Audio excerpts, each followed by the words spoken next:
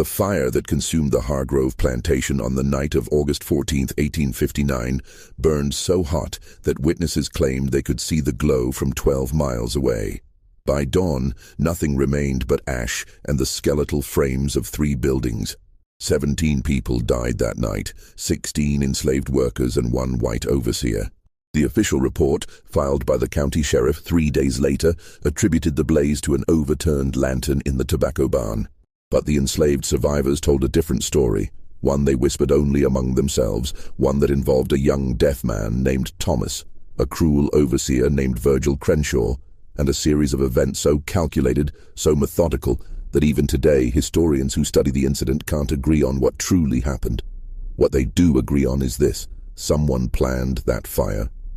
Someone wanted those people dead, and someone walked away without a single burn mark on their body. Before we continue with the story of Thomas and the night that changed everything, I want to ask you something. If you're listening from the South, or anywhere in America where these old plantations still stand, leave a comment telling me what state you're from. These stories are part of our history, uncomfortable as they are, and I want to know where you're hearing this from. And if you haven't already, hit that subscribe button, because the story you're about to hear will make you question everything you thought you knew about justice, revenge, and survival. Now let's go back to Virginia in 1859, to a place where cruelty was law and silence became the deadliest weapon of all. The Hargrove Plantation sat in the Tidewater region of Virginia, about 40 miles south of Richmond, in a county where the James River split into dozens of smaller tributaries that fed the marshlands and tobacco fields. It was old Virginia country, settled in the early 1700s by English families who had come seeking fortune in the New World. By 1859, the land had been worked for over a century, the soil depleted in some places, still rich in others, a patchwork of productivity that determined which families prospered and which slowly declined into genteel poverty. The Hargrove family fell somewhere in the middle of that spectrum. They weren't wealthy like the Randolphs or the Carters, who owned thousands of acres and hundreds of enslaved people, but they weren't poor either. Edmund Hargrove's grandfather had purchased the land in 1732 with money earned from a shipping business in Norfolk. He had built the main house himself, or rather, had supervised the enslaved workers who built it, a modest 2-story structure of brick and wood, painted white, with a wide porch that faced east to catch the morning sun and the evening breeze from the river. The plantation itself was about 300 acres, with roughly half of that under cultivation at any given time. The rest was left fallow, or used for timber, or simply allowed to return to the pine forests and marshlands that had covered the region before the Europeans arrived. The main crop was tobacco, though they also grew corn, wheat, and vegetables in smaller plots near the slave quarters.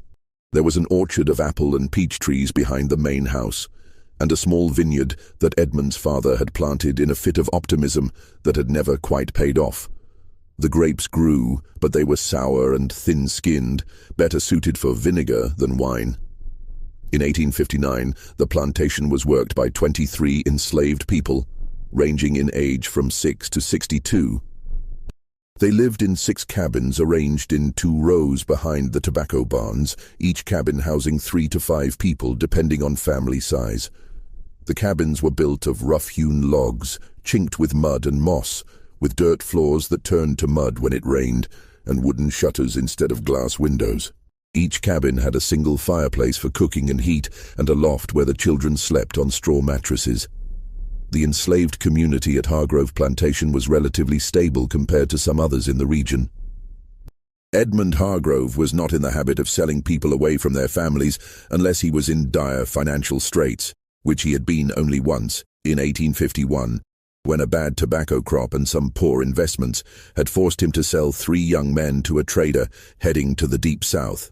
The memory of that sale still haunted the quarters, the sound of the mothers wailing, the sight of the men being chained together and led away down the road toward Richmond.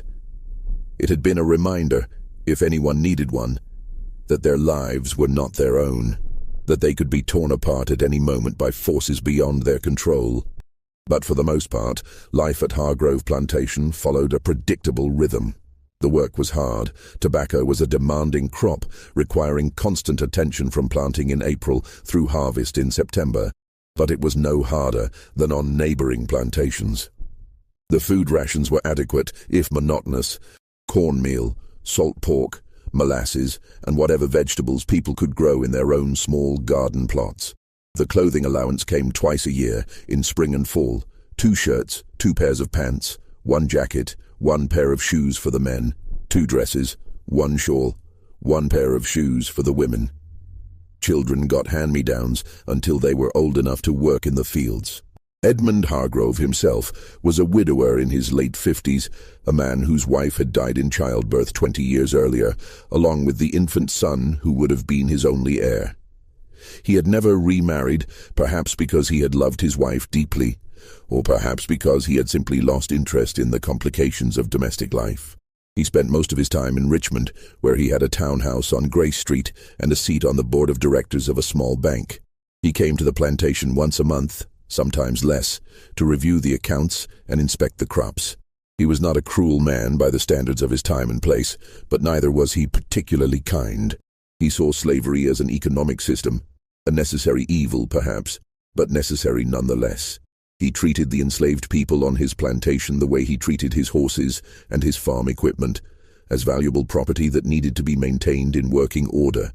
The day-to-day management of the plantation fell to the overseer, and for 2 years before Virgil Crenshaw arrived, that overseer had been a man named William Porter, a local farmer's son who was competent but unambitious. Porter had kept things running smoothly enough, but the tobacco yields had been declining steadily, and Edmund Hargrove had grown frustrated. In the spring of 1857, he dismissed Porter and hired Crenshaw on the recommendation of a planter in the next county who wanted to be rid of him, but was too polite to say so directly. Virgil Crenshaw was 32 years old when he arrived at Hargrove Plantation, a tall, lean man with pale blue eyes and a face that seemed incapable of smiling. He had been born in North Carolina, the youngest son of a small farmer who had lost his land to debt when Crenshaw was 15. He had worked his way up from field hand to overseer over the course of 15 years, moving from plantation to plantation across Virginia and the Carolinas, never staying in one place for more than 2 years. There was always a reason for the moves: a dispute with the owner, an incident with the enslaved workers, a sudden need to find employment elsewhere. But the pattern was clear to anyone who looked closely. Crenshaw was a man who left destruction in his wake. He had a reputation among the enslaved communities of the region, a reputation that traveled faster than he did, carried by the networks of communication that existed beneath the surface of plantation life. The whispered conversations at Sunday markets, the messages passed along by traveling preachers and hired-out workers, the songs that encoded warnings and information in their lyrics. The reputation said that Crenshaw was a man who enjoyed his work too much, who took pleasure in the exercise of power, who saw the enslaved people under his control not as human beings, but as animals to be broken and trained. When he arrived at Hargrove Plantation in April 1857, he spent the first week simply observing. He walked the fields, inspected the barns and outbuildings, reviewed the plantation records, and most importantly, he watched the people. He noted who worked hard and who slacked off, who had influence in the quarters and who was isolated, who had family ties that could be exploited and who had none. He was methodical in his observations, taking mental notes that he would later use to construct a system of control based on fear, manipulation, and strategic violence.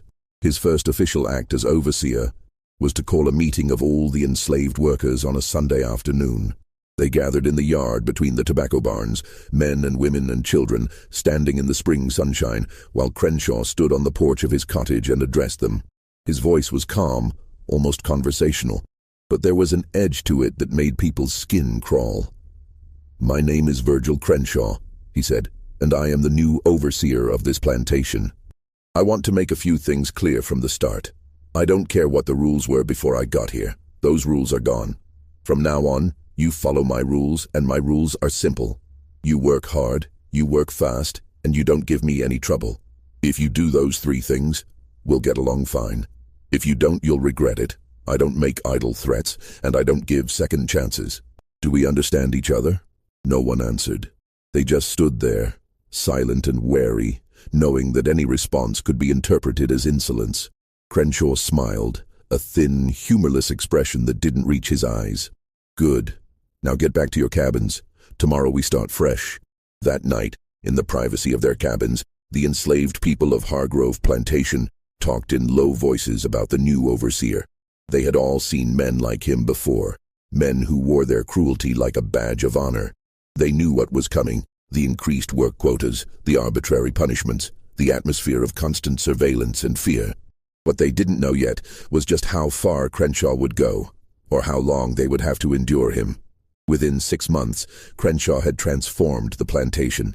He reorganized the work schedules, dividing the enslaved workers into gangs based on age and strength, and assigning each gang specific tasks with specific quotas that had to be met each day.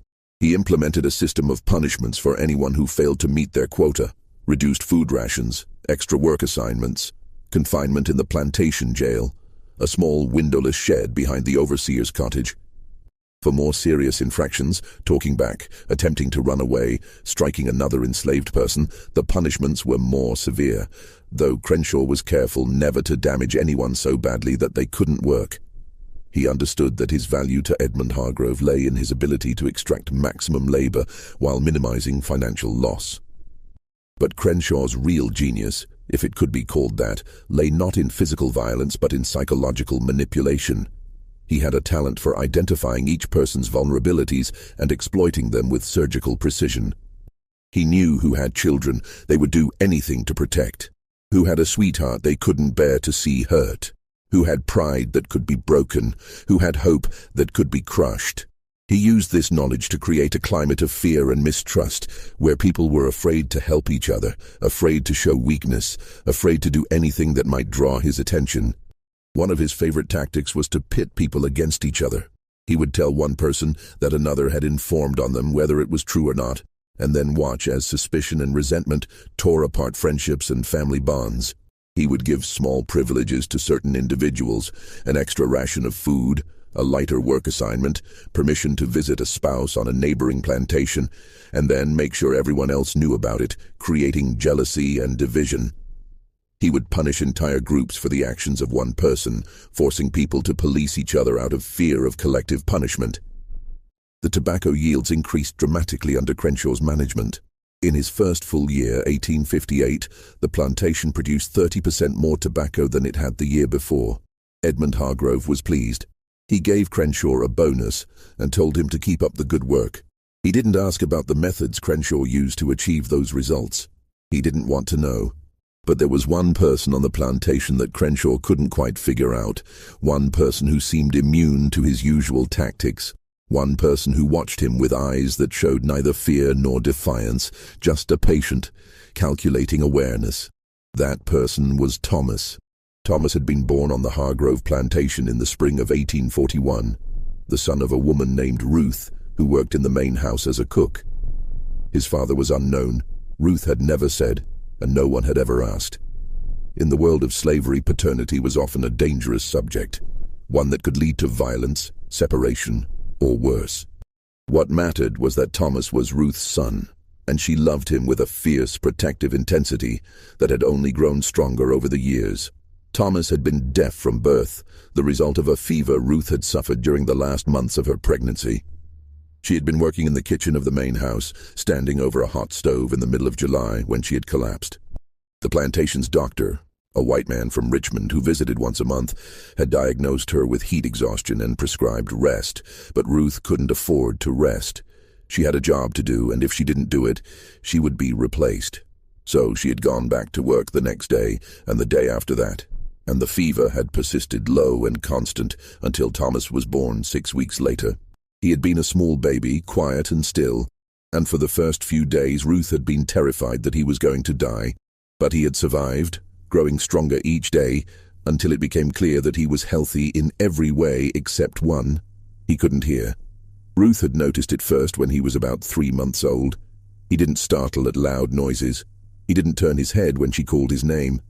He didn't cry when the other babies in the quarters were crying.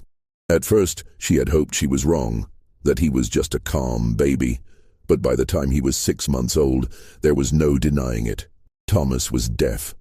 In some places, in some times, A deaf child might have been seen as a burden, someone who couldn't contribute to the work of the plantation and therefore had no value. But Ruth was valuable. She was an excellent cook, and Edmund Hargrove's father had relied on her to prepare meals for important guests. And so Thomas was allowed to live, to grow up in the quarters like any other child. Ruth made sure he learned to work, to be useful, so that no one could say he was worthless. As a young child, Thomas had developed his own system of communication. He couldn't hear words, but he could see faces, read expressions, understand gestures. He and Ruth created a language of signs between them, simple at first, pointing, nodding, shaking heads, but growing more complex as Thomas got older.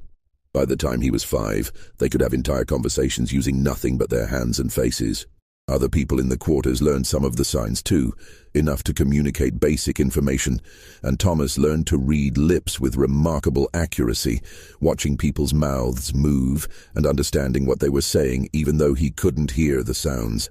His deafness had shaped his life in unexpected ways. Because he couldn't hear orders being shouted across the fields, he had been assigned to work closer to the main buildings, in the tobacco barns, the curing sheds, the carpenter's shop, the blacksmith's forge. This meant he was often alone or working with just 1 or 2 other people, which gave him a degree of independence unusual for an enslaved person. It also meant he was often present during conversations that people assumed he couldn't understand. White people especially tended to talk freely around him, assuming that because he was deaf, he was also stupid, or at least incapable of comprehending what was being said. They were wrong. Thomas had learned over the years to be very still and very observant. He watched people's faces when they talked, read their lips, noted their body language, their tone. Even though he couldn't hear the tone, he could see it in the tension of their shoulders, the set of their jaws, the way their hands moved. He learned things that other enslaved people never learned, secrets that were spoken aloud in his presence because people forgot he was there or assumed he couldn't understand.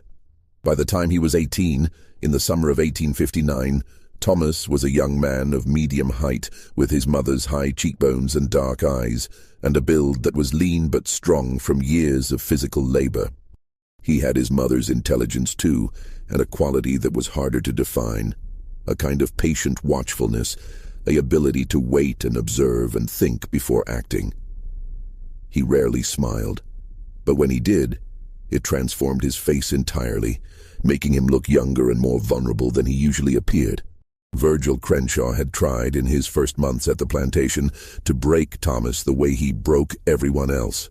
He had assigned him impossible tasks, moving a pile of bricks from one side of the yard to the other, then back again, for no reason except to demonstrate his power. He had withheld Thomas's food rations, claiming the young man had been stealing from the kitchen house, even though everyone knew it wasn't true. He had threatened to sell Ruth to a plantation in Georgia, knowing that the threat of separation was one of the most powerful weapons an overseer could wield. But Thomas had simply endured. He had moved the bricks, all of them, twice, without complaint. He had gone without food for 3 days, without showing any sign of weakness. And when Crenshaw had threatened to sell his mother, Thomas had looked him directly in the eye with an expression that was neither defiant nor submissive, just watchful, patient, waiting. It had unnerved Crenshaw in a way he didn't fully understand. There was something about the young man's silence, about the way he seemed to observe everything without reacting, that made the overseer feel exposed, as if Thomas could see through all his tactics and strategies to the insecure, violent man beneath. Crenshaw had dealt with defiance before. He knew how to crush it. But Thomas wasn't defiant. He was something else entirely. He was calculating. And that made him dangerous. The incident that changed everything happened on a Tuesday afternoon in late July, during the hottest part of the summer. The temperature had been above 90 degrees for a week straight, and the air was thick with humidity that made it hard to breathe, hard to think, hard to do anything except endure. The tobacco plants in the fields were wilting despite regular watering, and the enslaved workers moved slowly through their tasks, conserving energy, trying not to collapse from heat exhaustion. Thomas was working in the tobacco barn that afternoon, hanging leaves to cure.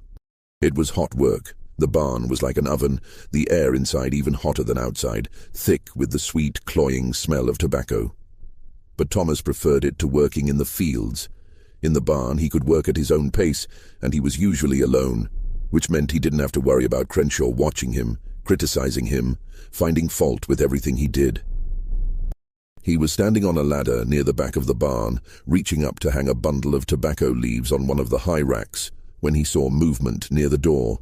He glanced down and saw Crenshaw enter the barn, followed by a woman named Sarah. Sarah was 19 years old, the daughter of the plantation's blacksmith, a man named Jacob, who was one of the most respected members of the enslaved community. Sarah had inherited her father's strength and his quiet dignity. She was 7 months pregnant, her belly swollen beneath the loose dress she wore, and she moved with the careful, deliberate gait of a woman carrying a heavy burden. Her husband, Daniel, worked in the fields and wouldn't return until sunset. Thomas watched as Crenshaw closed the barn door behind them. There was something about the way the overseer moved, something about the expression on his face, that made Thomas's stomach tighten with apprehension. He stayed very still on the ladder, partially hidden by the hanging tobacco leaves, and watched. Crenshaw said something to Sarah. Thomas couldn't see his lips clearly from this angle, but he could see Sarah's face, and what he saw there made his blood run cold. She looked frightened. She took a step backward, toward the door, but Crenshaw moved to block her path. Crenshaw said something else, and this time Thomas could see his lips well enough to understand some of the words. "Been watching you. Time you showed some gratitude. Light work because of your condition." Sarah shook her head, her hands instinctively moving to protect her belly. She said something. Thomas couldn't see her lips because her back was partially turned. But whatever it was, it made Crenshaw angry. He grabbed her arm, his fingers digging into her flesh hard enough that Thomas could see her wince. Thomas didn't think. He simply acted.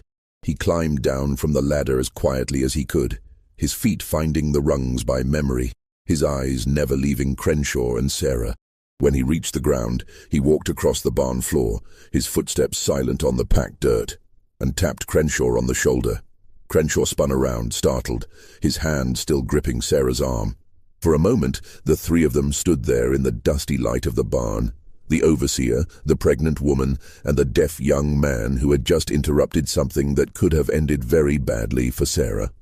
Thomas pointed to the ladder, then to the tobacco leaves hanging from the racks, then to Crenshaw.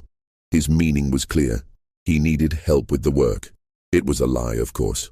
Thomas didn't need help, but it gave Sarah the opportunity to slip away, which she did, pulling her arm free from Crenshaw's grip and walking quickly toward the door. She didn't look back. Crenshaw stared at Thomas for a long moment, his pale blue eyes cold with fury. Then he smiled, a thin, humorless expression that didn't reach his eyes.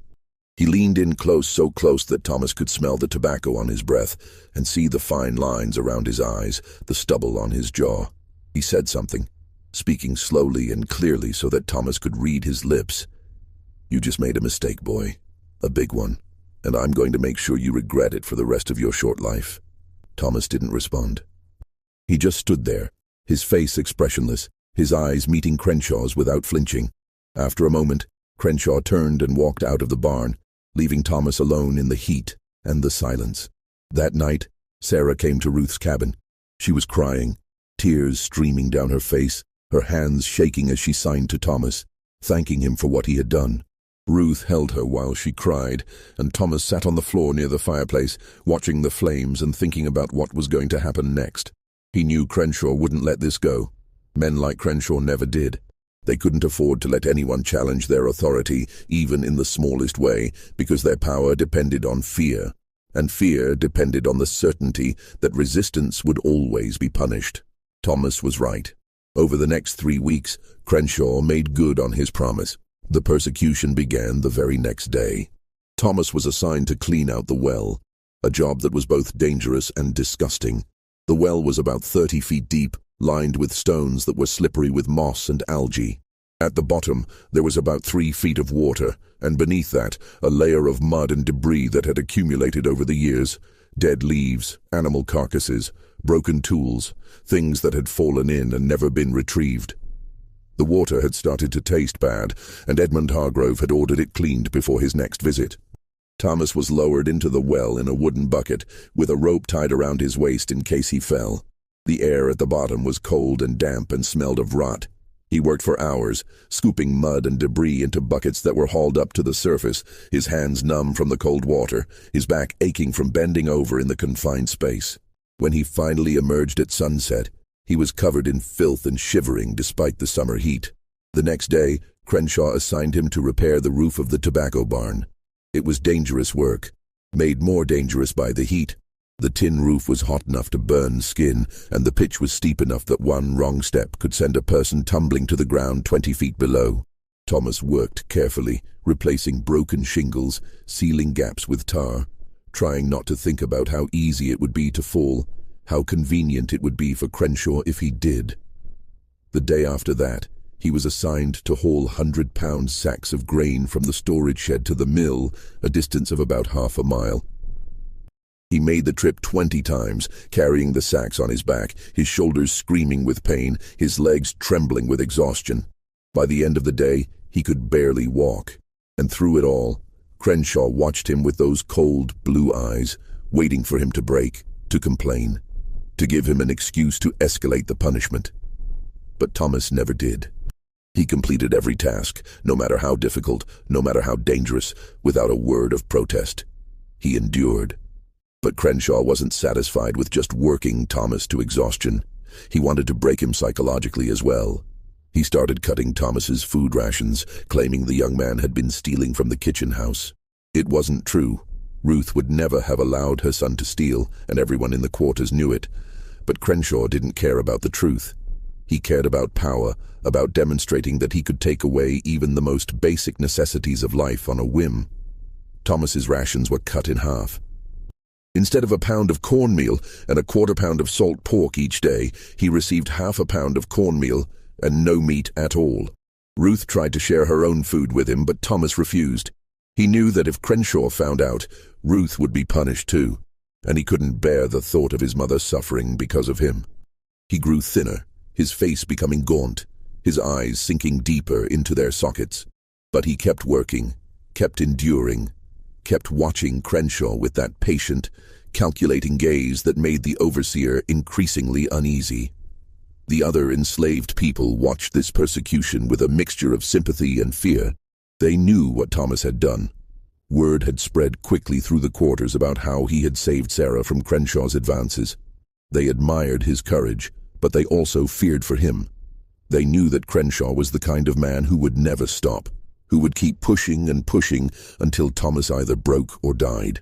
And they knew that interfering would only make things worse for Thomas and for themselves.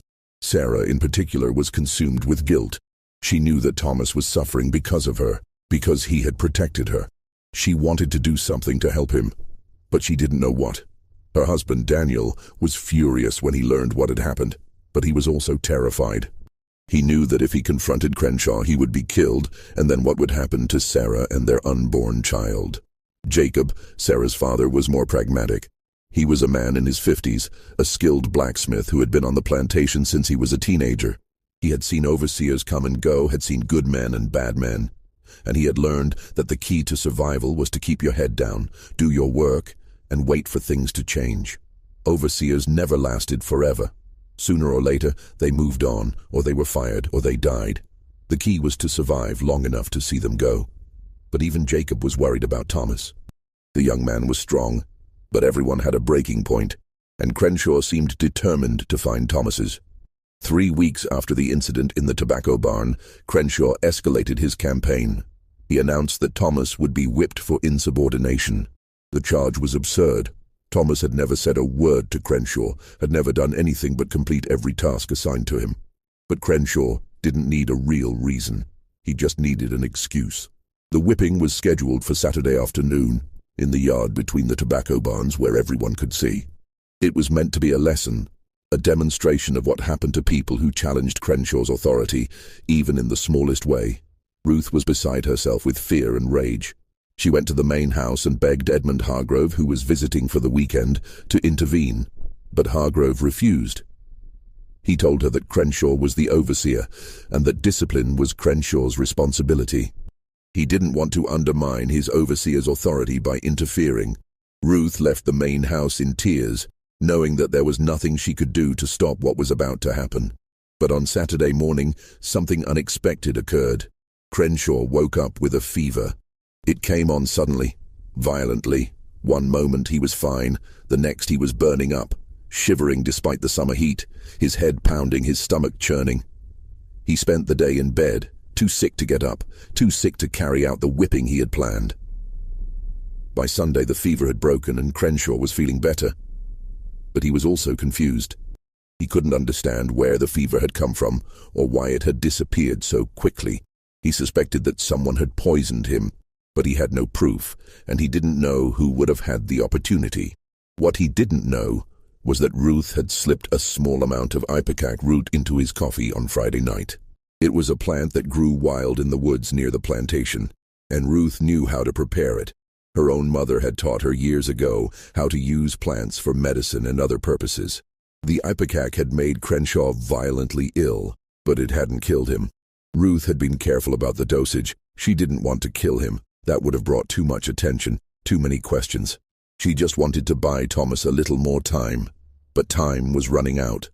Crenshaw was more determined than ever to break Thomas, and he was starting to suspect that someone in the quarters was working against him. He increased his surveillance, watching people more closely, looking for signs of conspiracy, of resistance. The atmosphere on the plantation became even more oppressive, more suffocating. People were afraid to talk to each other, afraid to meet each other's eyes, afraid of being accused of something they hadn't done. And Thomas, in the midst of all this, was changing.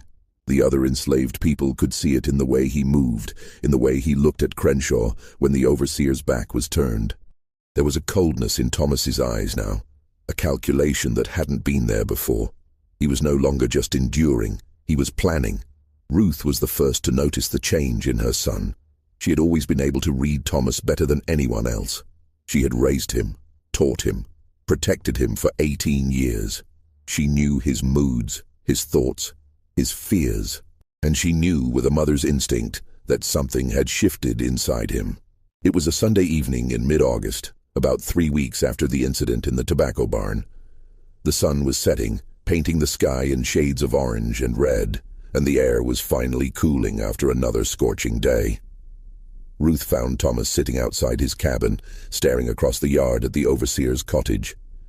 There was something about the intensity of his gaze, the stillness of his body, that made her uneasy.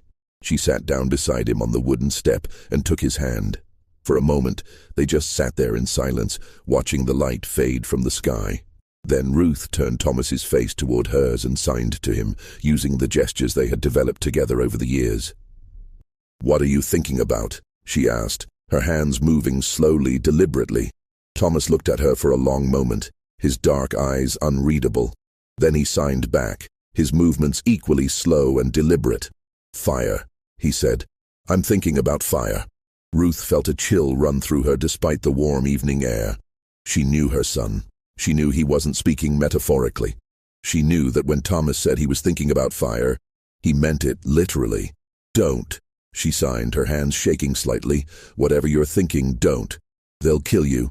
Thomas shook his head. "They'll kill me anyway," he signed. "Crenshaw won't stop until I'm dead or broken. You know that." Ruth wanted to argue, but she couldn't. She had seen too many people broken by men like Crenshaw. She had seen too many people die from overwork, from punishment, from despair. And she knew her son was right. Crenshaw wouldn't stop. Men like him never did. They couldn't afford to because their power depended on fear, and fear depended on the certainty that resistance would always be punished, always be crushed. "What are you going to do?" she signed, though she was afraid of the answer. Thomas looked back at the overseer's cottage. Lamplight was beginning to glow in the windows. Crenshaw was inside, probably eating his dinner, probably drinking his whiskey, probably planning new torments for tomorrow. "I don't know yet," Thomas signed, "but I'll think of something." Over the next few days, Thomas did think of something. He thought about it constantly, turning the idea over in his mind, examining it from every angle, looking for flaws, for risks, for ways it could go wrong. The more he thought about it, the more he realized that what he was contemplating was not just dangerous, it was potentially catastrophic. But he also realized that he had no other choice.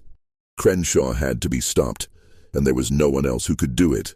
The law wouldn't protect him. Edmund Hargrove wouldn't protect him. The other enslaved people couldn't protect him without putting themselves at risk. He was alone in this, and that meant he had to act alone. The plan that took shape in Thomas's mind was simple in its essence but complex in its execution. Crenshaw had to die. That much was clear. But it couldn't look like murder. It had to look like an accident, something that would bring no suspicion on Thomas or anyone else. And it had to happen in a way that would make it impossible to prove otherwise. Fire was the answer. Fire was common on plantations, lanterns overturned, sparks from the forge, lightning strikes during summer storms, spontaneous combustion in tobacco barns where the leaves were curing. A fire in the tobacco barn wouldn't be unusual. And if Crenshaw happened to be inside when it started, if he happened to be trapped, if he happened to die, well, that would be a tragedy, but not a crime. The problem was getting Crenshaw into the barn at the right time and making sure the fire spread quickly enough that he couldn't escape. Thomas thought about this for days, watching Crenshaw's routines, noting when he made his rounds, when he was alone, when he was vulnerable. He also thought about the consequences. If his plan worked, Crenshaw would die, and Thomas would be free of him. But 17 other people worked and lived on this plantation, and a fire in the tobacco barn could easily spread to the other buildings. Thomas didn't want to hurt innocent people. He didn't want to destroy the homes and livelihoods of the people he had grown up with. But he also didn't see any other way. Crenshaw had to be stopped, and this was the only method that had any chance of success. He decided that he would set the fire late at night, when most people were asleep, and he would make sure it started in a way that would give people time to escape if it spread beyond the barn. It wasn't a perfect plan. There were too many variables, too many things that could go wrong. But it was the best he could come up with. What Thomas didn't know was that he wasn't the only person on the plantation thinking about fire. There was a man named Marcus, about 30 years old, who worked in the fields. Marcus had been on the plantation for 5 years, having been sold there from a plantation in North Carolina after his previous owner died. He was a quiet man, reserved, someone who kept to himself and didn't make friends easily. But he was also someone who paid attention, who noticed things, who understood the dynamics of power and resistance. Marcus had been watching Thomas's persecution with interest. He had seen how the young deaf man had endured everything Crenshaw threw at him, how he had never broken, never complained, never given the overseer the satisfaction of seeing him suffer. Marcus admired that. He also recognized something in Thomas that he recognized in himself, a willingness to do what needed to be done, regardless of the cost. Marcus had his own reasons for hating Crenshaw. The overseer had taken a particular dislike to him, for reasons Marcus didn't fully understand. Maybe it was because Marcus was strong and capable and didn't show fear. Maybe it was because Marcus had once worked on a plantation where the overseer had been killed by the enslaved workers, and Crenshaw suspected that Marcus had been involved. Whatever the reason, Crenshaw had made Marcus's life miserable, assigning him the hardest work, cutting his rations, threatening to have him sold away from the woman he loved, a woman named Esther who worked in the main house. Marcus had been thinking about killing Crenshaw for months. He had considered various methods: poison, a knife in the dark, an accident in the fields. But all of these methods had one fatal flaw. They would be obviously murder, and Marcus would be the obvious suspect. He would be caught, tried, and executed, and Esther would be left alone. But then Marcus had noticed Thomas staring at the tobacco barn, and he had seen the look in the young man's eyes, and he had understood. Thomas was planning something, and whatever it was, it involved fire. Marcus decided to wait and watch. If Thomas's plan worked, Crenshaw would die, and Marcus wouldn't have to risk his own life. If it didn't work, well, Marcus would have to come up with his own plan. But for now, he would wait. There was also a woman named Hannah, about 25 years old, who worked in the kitchen house with Ruth. Hannah had been born on the plantation, the daughter of a woman who had died when Hannah was 12. She had grown up alongside Thomas, and she had always felt protective of him, the way an older sister might feel protective of a younger brother. She had watched his persecution with growing anger and fear, and she had started to think about what she could do to help him. Hannah didn't know about Thomas's plan. She didn't know about Marcus's interest. But she had her own ideas about how to deal with Crenshaw, and those ideas also involved fire. She had been thinking about it for weeks, ever since she had seen Crenshaw corner Sarah in the tobacco barn. Hannah had been walking past the barn that day, on her way to the main house with a basket of vegetables, and she had heard Sarah's voice, frightened and pleading. She had wanted to intervene, but she had been too afraid. And then Thomas had appeared, and Sarah had escaped, and Hannah had felt both relief and shame. Relief that Sarah was safe, shame that she hadn't been brave enough to help. Since then, Hannah had been thinking about fire. She knew that the tobacco barn was full of dry, flammable material. She knew that a fire there would spread quickly, would be almost impossible to stop. She knew that if Crenshaw was inside when it started, he would die. And she knew that no one would suspect her, because she was just a kitchen worker, someone who had no reason to be near the tobacco barn, no opportunity to set a fire. But Hannah didn't know how to start a fire without being seen. She didn't know how to make it look like an accident. She was still working on the details when Thomas put his own plan into motion. On the evening of August 13th, Thomas saw his opportunity. Crenshaw had been drinking. This wasn't unusual. The overseer often drank in the evenings, sitting on his porch with a bottle of whiskey, watching the enslaved people return from the fields, making notes in a small leather-bound book he always carried. But on this particular evening, he'd been drinking more than usual. Thomas, working late in the carpenter's shop, had watched him stumble slightly as he walked back into his cottage around 9 o'clock. Thomas waited until the plantation was quiet, until the last lamps had been extinguished in the slave cabins and the main house. Edmund Hargrove was in Richmond, as he usually was during the week, which meant there was no one in the main house except for the two elderly women who kept it clean and prepared meals for Hargrove when he visited. They would be asleep by now, in their cabin behind the kitchen house.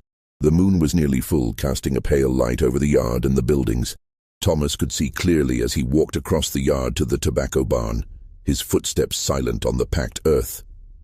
He had done this walk 1,000 times, knew every rut and stone, every shadow and sound. But tonight felt different. Tonight, he was crossing a line that couldn't be uncrossed. He reached the barn and pulled open the door. The hinges creaked slightly, a sound that seemed impossibly loud in the quiet night. Thomas froze, listening. But there was no response, no sign that anyone had heard. He slipped inside and closed the door behind him. The barn was dark, but Thomas's eyes adjusted quickly. Moonlight filtered through the gaps in the wooden walls, creating stripes of silver light across the floor. The smell of tobacco was overwhelming, sweet and cloying, mixed with the smell of dust and old wood.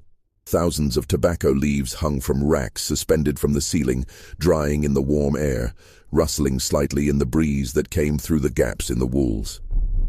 Thomas moved through the barn with the confidence of someone who had spent countless hours here.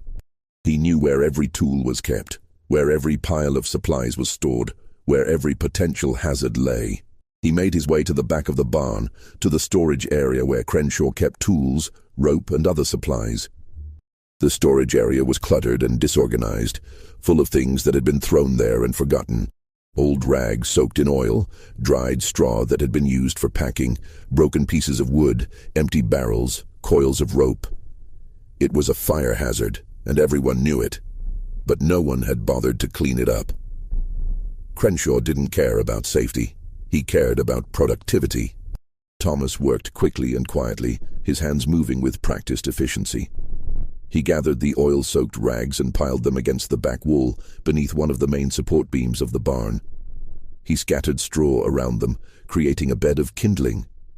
He positioned broken pieces of wood in a way that would create a chimney effect, drawing the flames upward toward the dried tobacco leaves hanging above.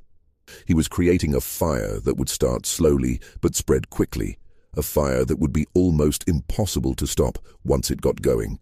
Then he took a lantern from the hook near the door, lit it with a match from the box Crenshaw kept in the storage area, and placed it carefully on the floor near the pile of rags. He adjusted the wick so it burned high and hot, then tipped the lantern slightly so that oil began to leak from the base, creating a small pool on the wooden floor. It would take time for the fire to start, maybe 20 minutes, maybe 30, depending on how quickly the oil spread and how hot the lantern burned. Long enough for Thomas to be far away when it happened. Long enough for it to look like an accident. A lantern left burning, oil leaking, a careless mistake that anyone could have made. But Thomas wasn't finished. He needed Crenshaw in the barn when the fire started. And for that, he needed bait. He left the barn and walked to the overseer's cottage. The windows were dark now. Crenshaw had gone to bed, probably passed out from the whiskey. Thomas picked up a small stone from the ground and threw it at the window, hard enough to make a sharp crack against the glass. He waited. Nothing happened. He threw another stone and another, each one hitting the window with a sound like a gunshot in the quiet night. Finally, a lamp flickered to life inside the cottage. Thomas saw Crenshaw's silhouette move past the window, tall and lean, swaying slightly. A moment later, the door opened, and Crenshaw stepped out onto the porch, holding a lantern in one hand and a pistol in the other. He was wearing only his pants and an undershirt, his feet bare, his hair disheveled. "Who's there?" he called out, his voice slurred from the whiskey. "Show yourself, or I'll shoot." Thomas stepped into the light of Crenshaw's lantern, his hands raised to show he was unarmed. He pointed toward the tobacco barn, then made frantic gestures. His face twisted in apparent panic, his mouth moving, as if he was trying to speak but couldn't. Crenshaw squinted at him, trying to understand. "What? What are you trying to say, boy?" Thomas pointed again, more urgently this time, then started walking toward the barn. He looked back at Crenshaw, beckoning him to follow, his gestures becoming more frantic, more desperate. Crenshaw hesitated. He was drunk and suspicious, and he didn't trust Thomas. But he was also responsible for the plantation in Edmund Hargrove's absence, and if something was wrong in the tobacco barn, if there was a problem with the crop, if someone was stealing, if there was a fire, he would be held accountable. He couldn't afford to ignore a warning, even if it came from someone he hated. "This better not be a trick," he muttered, following Thomas across the yard. He kept the pistol pointed at Thomas's back, his finger on the trigger, ready to shoot if the young man tried anything. They reached the barn, and Thomas pulled open the door. Inside, everything looked normal. The tobacco leaves hung in neat rows, swaying slightly in the breeze from the open door. There was no sign of fire, no smell of smoke, just the usual smell of tobacco and dust and old wood. Crenshaw stepped inside, holding his lantern high. "What the hell are you playing at, boy? There's nothing—" Thomas pointed toward the back of the barn, toward the storage area. His face was still twisted in panic, his gestures still frantic. Crenshaw walked in that direction, his boots echoing on the wooden floor, his lantern casting wild shadows on the walls. Thomas didn't follow him. Instead, he stepped back out of the barn and closed the door. There was a heavy wooden beam that could be dropped across the door to secure it from the outside, normally used to keep animals out during the winter. Thomas dropped it into place now, locking Crenshaw inside. He heard Crenshaw shout, heard him run back toward the door and start pounding on it. But Thomas was already walking away, back toward his cabin, his face expressionless in the moonlight. Behind him, in the storage area at the back of the barn, the leaking lantern had finally ignited the pool of oil on the floor. The flames spread quickly, catching the oil-soaked rags, the dried straw, the broken pieces of wood.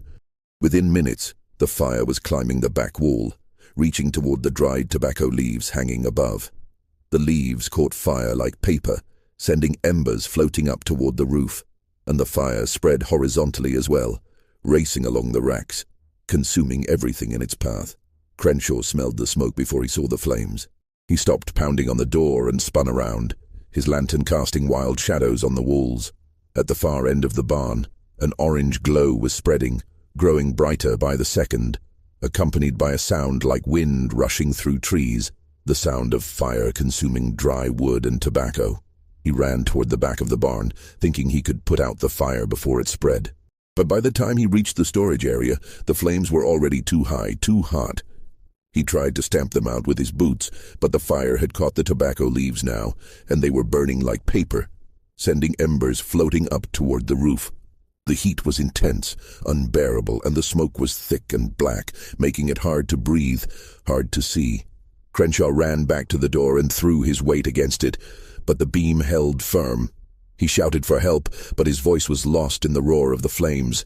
The barn was filling with smoke now, thick and choking, and he could feel the heat on his skin, could see the flames spreading across the ceiling, consuming the support beams. He looked around desperately for another way out. There were windows high up on the walls, but they were too small to climb through, and they were too high to reach without a ladder. The back wall had a loading door, but it was secured from the outside with a chain and padlock. He was trapped. The fire was spreading faster now, racing along the walls, consuming the dried tobacco, the wooden racks, the support beams. The heat was intense, unbearable. Crenshaw's lungs burned with every breath. His eyes were streaming with tears from the smoke. He could feel his skin blistering from the heat. He made one more attempt to break down the door, slamming his shoulder against it with all his strength. The wood cracked, but didn't give way. He tried again, and again, until his shoulder was numb with pain and he could barely lift his arm. And then, through the smoke and the flames, he saw something that made his blood run cold. Near the back of the barn, standing in the shadows just beyond the reach of the fire, was a figure, a young man with dark eyes and a face that showed no emotion at all. Thomas. But that was impossible. Thomas was outside. Thomas had locked him in. Thomas couldn't be inside the barn. Crenshaw blinked, trying to clear the smoke from his eyes. When he looked again, the figure was gone. Had it ever been there at all? Or was it just the smoke, the fear, the whiskey playing tricks on his mind? He would never know. The roof of the barn collapsed a moment later, sending a shower of sparks and burning debris down on top of him. He had time for one last scream before the flames consumed him entirely. Thomas was sitting on the steps of his cabin when the barn collapsed. He felt the vibration through the ground, saw the column of sparks shoot up into the night sky like a fountain of fire. Around him, people were emerging from their cabins, shouting, pointing at the fire, their faces illuminated by the orange glow. Within minutes, everyone on the plantation was awake. They formed a bucket brigade from the well to the barn, passing buckets of water hand to hand, but it was useless. The fire was too big, too hot. All they could do was try to keep it from spreading to the other buildings. Ruth found Thomas in the chaos. She grabbed his arm and pulled him close, her eyes searching his face. She didn't need to ask if he had done this. She could see the answer in his eyes. "Where is Crenshaw?" she signed, her hands shaking. Thomas pointed at the burning barn. Ruth's face went pale. "Is he?" Thomas nodded. For a moment Ruth just stared at him, her mind racing. Then she made a decision. She pulled Thomas toward the main house, where one of the elderly women who kept the house was standing on the porch, watching the fire with wide, frightened eyes. "We need to send someone to Richmond," Ruth said to the woman. "To tell Mr. Hargrove what happened. Thomas will go." The woman nodded, too shocked to question the decision. Ruth turned to Thomas and signed quickly, urgently. "Go to Richmond, now. Tell Mr. Hargrove there was a fire. Tell him you don't know where Mr. Crenshaw is. Stay in Richmond until tomorrow, do you understand?" Thomas nodded. He understood. Ruth was giving him an alibi, a reason to be away from the plantation when the fire started. If anyone asked, he had been sent to Richmond to fetch Edmund Hargrove. He couldn't have started the fire because he wasn't there. Thomas left immediately, walking down the road toward Richmond in the darkness, the glow of the fire fading behind him. He walked for 3 hours until he reached the outskirts of the city, and then he found a place to rest, a small grove of trees near the road, and waited for dawn. Back at the plantation, the fire burned through the night. By dawn, the tobacco barn was nothing but a smoking ruin, a pile of charred wood and ash. The other buildings had been saved, but the barn was gone, and with it, the entire tobacco crop that had been curing inside. And somewhere in the ashes, buried beneath the collapsed roof and the burned tobacco leaves, was the body of Virgil Crenshaw. Edmund Hargrove arrived at the plantation around noon on August 14th, having been summoned by Thomas, who had found him at his townhouse in Richmond early that morning. Hargrove was shocked and dismayed by what he found. The tobacco barn reduced to ashes, the crop destroyed, and his overseer dead. The county sheriff arrived 3 days later to investigate. He was a man named William Foster, in his 50s, with a weathered face and a practical manner. He had been sheriff for 20 years, and he had investigated dozens of fires on plantations across the county. Most of them were accidents. Overturned lanterns, sparks from forges, lightning strikes. A few were deliberate, set by enslaved people as acts of resistance or revenge. but those were usually easy to identify because the perpetrators were rarely subtle about it. Foster interviewed Edmund Hargrove first, asking about the plantation's operations, about Crenshaw's habits, about any recent problems or conflicts. Hargrove told him that Crenshaw had been a good overseer, that the tobacco yields had increased significantly under his management, that there had been no major problems that he was aware of. Foster then interviewed Ruth, who told him that Thomas had seen Crenshaw go into the barn with a lantern on the night of the fire. She said that Thomas had been working late in the carpenter's shop and he had seen Crenshaw stumbling slightly, as if he had been drinking. A few minutes later, Thomas had seen smoke coming from the barn. He had run to get help, but by the time he got back, the fire was too big to stop. And then Ruth had sent him to Richmond to fetch Mr. Hargrove. Foster interviewed several other enslaved people, and they all told the same story. Crenshaw had been drinking. He had gone into the barn to check on the tobacco. Somehow the fire had started. It was a tragic accident, but not an uncommon one. Foster examined the ruins of the barn, sifting through the ashes, looking for clues. He found the remains of a lantern near where the fire had started, which supported the theory that Crenshaw had been carrying a lantern and had somehow dropped it or knocked it over. He found Crenshaw's body, burned beyond recognition, identifiable only by the pistol he had been carrying and the brass buttons from his coat. Foster wrote his report and closed the case. The fire had been an accident, caused by an overturned lantern. Virgil Crenshaw had died in the line of duty, trying to protect his employer's property. It was a tragedy, but there was no evidence of foul play. Crenshaw was buried in the Plantation cemetery in an unmarked grave that would be forgotten within a generation. Edmund Hargrove hired a new overseer, a gentler man named Robert Hayes, who didn't use Crenshaw's brutal methods. The tobacco crop was a total loss, but Hargrove had insurance, and he was able to rebuild the barn and plant a new crop the following spring. Life on the plantation returned to something resembling normalcy. The enslaved people went back to their routines, working in the fields, tending the animals, maintaining the buildings. But something had changed. There was a sense of possibility now, a sense that the old order could be challenged, that men like Crenshaw were not invincible. And then, 3 weeks after the fire, something strange happened. Another fire broke out on the plantation, this time in one of the slave cabins. It was a small fire, quickly extinguished, but it was enough to make people nervous. The cabin belonged to a man named Peter, who had been one of Crenshaw's favorites, someone who had informed on other enslaved people in exchange for small privileges. The fire had started in the middle of the night, while Peter was asleep. He had woken up to find his mattress smoldering, and he had managed to put it out before it spread. But the message was clear. Informers were not safe. A week later, another fire, this time in the kitchen house. Again it was put out before it could spread, but the pattern was unmistakable. Someone was setting fires. And they were targeting specific people, specific places. Edmund Hargrove became convinced that the plantation was cursed. He started spending more time in Richmond, leaving the plantation in the hands of Robert Hayes. But Hayes was nervous too. He had heard the stories about Crenshaw, about what had happened to him, and he didn't want to end up the same way. He was careful to treat the enslaved people fairly, to avoid the kind of cruelty that had made Crenshaw so hated. The fires continued, small and contained, never causing serious damage but always appearing in unexpected places. The enslaved people began to whisper among themselves. Some said it was Crenshaw's ghost, come back to haunt the plantation.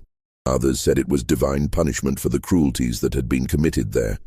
But a few people, Ruth, Marcus, Hannah, knew the truth, or at least suspected it.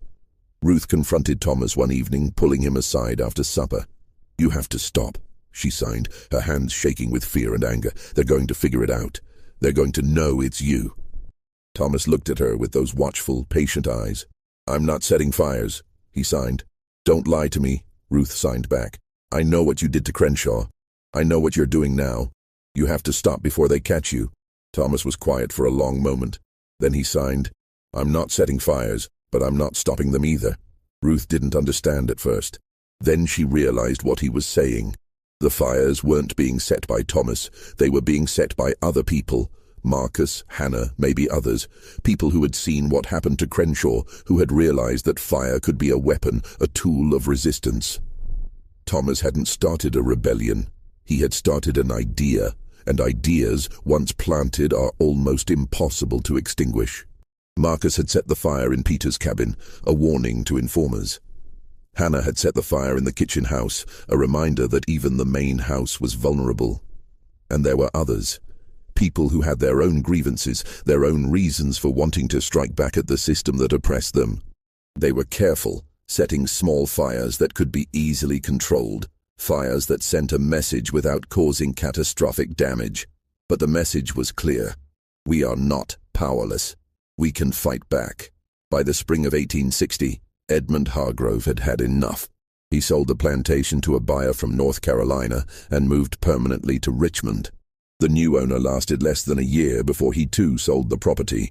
Unable to deal with the constant fires, the atmosphere of fear and suspicion, the sense that the land itself was hostile, the plantation changed hands 3 more times before the Civil War broke out in 1861.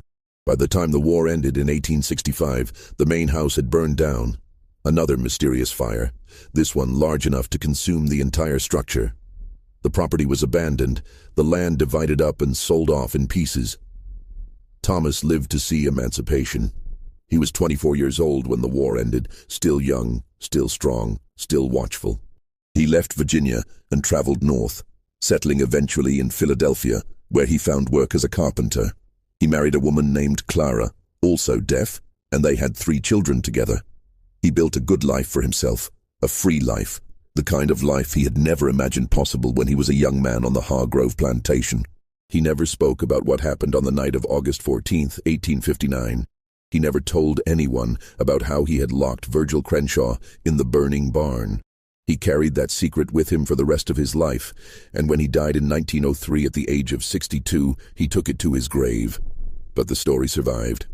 It was passed down through the descendants of the people who had been enslaved at Hargrove Plantation, whispered in kitchens and parlors, told and retold until it became something between history and legend. Some versions said Thomas had magical powers, that he could start fires with his mind. Others said he had made a deal with the devil.